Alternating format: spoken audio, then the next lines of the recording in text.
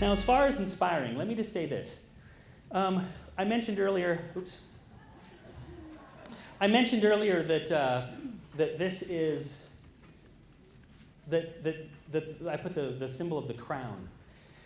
And the reason for that is because I don't think that you can put on a crown yourself. Someone crowns you. I don't think that you can say, I got to put on my builder hat, and now it's time for me to put on my inspire hat. I think it is you. You've just become something in the process. There's a really cool saying by a good friend of mine that passed away a couple years back, but he said, it's one thing to teach a certain thing, it's another to live it, but the greatest by far is to so thoroughly be it that your very presence does the teaching. It was Roger Anthony, by the way. It's one thing to teach a certain thing, it's another to live it, but the greatest by far is to so thoroughly be it that your very presence does the teaching. Why is it so hard to build this? And the answer is because you're becoming something. And becoming something is inspiring. Let me just share with you a couple people that are really inspiring to me. My wife. I like to hold her hand.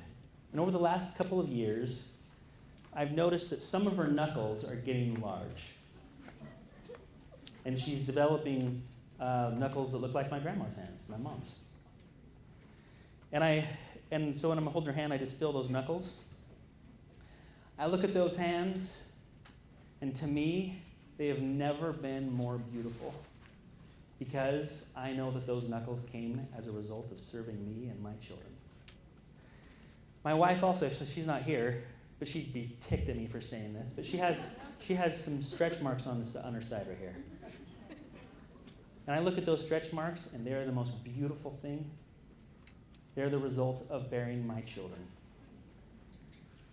Sometimes sacrifice is the most beautiful thing I've ever seen. I look at my wife, who also, she'd kill me for saying this as well, has some gray hair. Just a few strands that are going on in her head. And just so you know, those are the most beautiful hairs on her head. Because I know that she got them dealing with me. Again, you're laughing, and I'm totally heartfelt here. There's something about sacrifice that is so beautiful. When I see someone sacrificing for their team, going the extra mile, doing the unreasonable, all of that is beautiful. I know by the time my wife is 90, she's going to be the hottest woman in the world because of a lifetime of service to me and her children and her grandchildren. Does that make sense? Another person that's inspiring to me is my mom. My mom is one of my heroes in life. We were farmers up in Washington State. 1980, we had a whole bunch of hay on the ground. Our family was very poor. There was 10 kids. We lived in a double-wide trailer. I didn't have a bed for the first few years of my life, and it was awesome. It was amazing. I'm not kidding. It was amazing. And one of the things I remember is that we had a whole bunch of hay down. Dairy farmers from the west coast of Washington came over and said, we're going to buy your hay for $130 a ton. Back in 1980, that was a ton. That was a ton. That was a lot. And that was literally going to save us. We're sitting in church one Sunday, and the skies get black, and Mount St. Helens had blown up. And all of that ash fell on our crops, ruined them. Not only that, but the ash got into all of the machinery. We bought, my parents, they bought brand new hay balers that year, and after one season, they were done. Why? Because the ash just went through there and just tore it all up. So, just destroyed us. Completely destroyed us. My parents were in a position where somebody said to them, hey, you can get free lunches at school. We know you need it. My mom, I asked her why she didn't take it. She said, I didn't have 10 kids for someone else to feed them. And so she got up every morning and made all of us home lunches. And she just instilled in us this sense of independence. And then, around Christmas time, she said, we got to figure out a way to provide Christmas gifts for our kids. So she went and started a candy business. 36 years later, that company is still going. Isn't that awesome? Now, here's the cool thing is I'll never forget, my mom made these pecan rolls. That's what she made the first time. She put them in this box. She went to a bazaar about 45 minutes away from our house. She came back, walked in the door, and we all went, hey, Mom, how'd it go? And she goes, I sold out. And you should have felt the hope just flood into that family. And the next day, we're all making candy. And she put 10 kids to work going to this sale and to that bazaar and there, and we sold our way out of that crap. Now, the reason why that's inspiring to me is because she has 4 boys and 6 girls. Well, 4 of her daughters, 2 of them are diamond, 2 of them and 2 others make enough to help provide for their family with it. One of them completely. I'm her son, and I'm also Blue Diamond. Her other 3 boys have all owned their own companies, have employed hundreds and hundreds of people, all because my mom looked at something as trivial as most people would say a free lunch and said, I'm going to teach my kids something different. Do you see the power in that? She didn't know it, but 36 years of inspiring the crap out of me.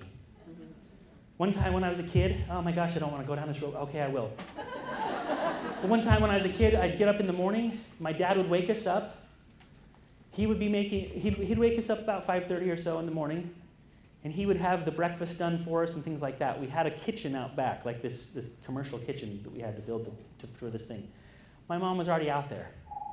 Then we'd finish with breakfast, go out to the kitchen, and make candy that whole morning until the bus came. My mom was sitting there at those stoves, just stirring candy.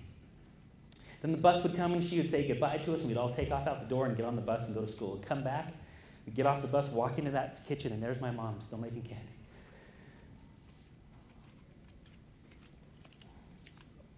But that's not the best part. Then we would sit there and make candy with her the rest of the night. And then when it got late, it'd get like 11 o'clock, we're like, Mom, I'm really tired. My legs would hurt so bad I couldn't from standing there. I'm like, Mom, we can't do this anymore.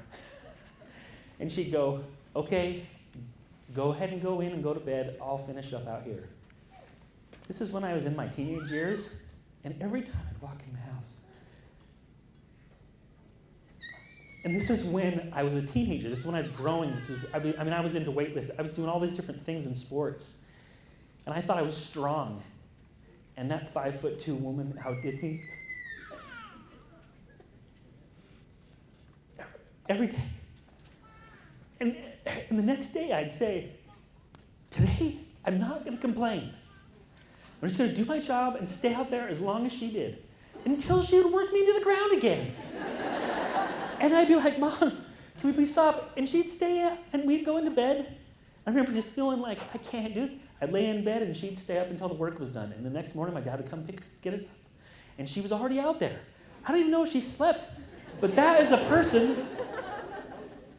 But listen, is that inspiring? Then do that for your teens. Go over and above. Shower them with attention. Show them what you mean when you mean to work hard for a dream. Was it worth it for her? Heck yes, it was worth it. Because she's never going to have to worry about retirement, that's for damn sure.